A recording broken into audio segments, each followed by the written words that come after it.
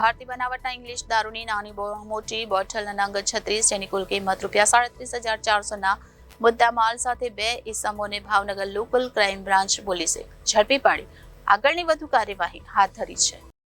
Police મહાનિરીક્ષક Shri Gautam Parmar Bhavnagar range Bhavnagar તથા police અધિક્ષક doctor Shri Harshad Patel Bhavnagar local crime બ્રાન્ચના police inspector K S. Patel, police sub inspector B H. Shingarkhiya, V Dhrangaru, M J. Kureshi તથા એલસીબી સ્ટાફના માણસોને ભાવનગર શહેર ગ્રામ્ય વિસ્તારમાંથી દારૂ જુગારની પ્રવૃત્તિ નેસ્તનાબૂદ કરવા માટે સખત સૂચના આપી હતી, જેથી ભાવનગર એલસીબી પોલીસ સ્ટાફના માણસો ભાવનગર શહેર વિસ્તારમાં પેટ્રોલિંગમાં હતા.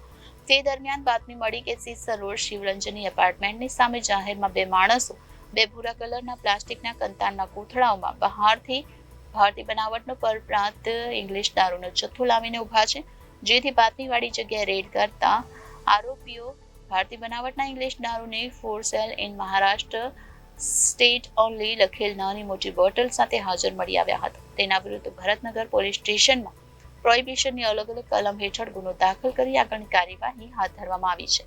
કેમેરામેન રસુલભાઈ સૈયદ સાથે રિપોર્ટર ફિરોઝ મલેક, જનાદેશ ન્યૂઝ, ભાવનગર.